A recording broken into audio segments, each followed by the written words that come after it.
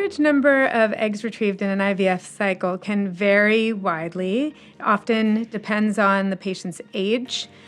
Younger women tend to have more eggs retrieved than older women, but that is not necessarily the case. If pressed on a range, I would say that the average number is somewhere between 10 and 20, varying widely in between. The ideal number really depends on a woman's age, mostly because egg quality decreases as women become less young. And what we're trying to achieve is an embryo that is grown from a chromosomally normal egg. As a woman ages, fertility decreases over time. This is because the quantity and quality of eggs decreases with age. Women are born with all the eggs they are ever going to have, usually about 1 to 2 million at the time of birth. But over time, that number and the quality goes down.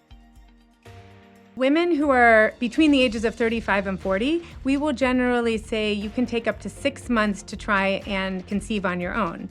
After that time, you should see a fertility specialist in order to help you, because we don't want you to spend more time not conceiving while the eggs are decreasing in quality and quantity. For women over 40, I usually tell my patients, you can try for up to 3 months, or you can just come in right away and start the testing, because we don't want to be wasting any time at that point in our lives. Very often, you can restart another cycle of IVF right away, often in the following month.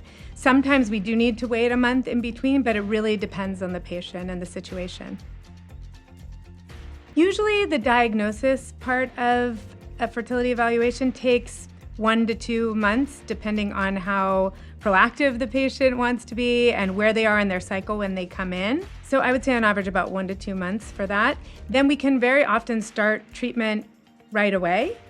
And from the point when we start treatment to when somebody becomes pregnant can, again, vary widely from a month or two to 6 months down the line.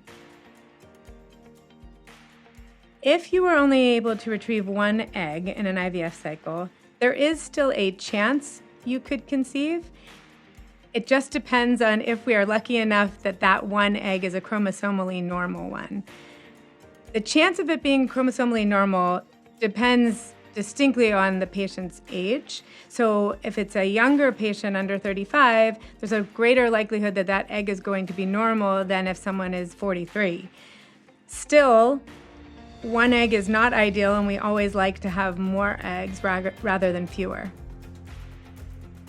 Some patients will choose to try again and go through a second cycle of IVF. Generally speaking, though, with the caveat that they could have the same outcome and again have no chromosomally normal embryos at the end of the cycle. The other alternative, if that is the case, would just be to go directly to donor egg IVF. Women lose their eggs at different rates, so that is why women go through menopause at different times in their life. And so at any point in time, you can't go back in time and increase the number of eggs. What you have at any static point in time is basically what you have. You may have a few more in one cycle than compared to another cycle. The numbers that women have available for egg retrieval or for IVF every month does vary, but overall it's generally around the same number month to month and then goes down slowly over time. Generally speaking, retrieving more eggs from a single IVF cycle does mean a higher chance of success.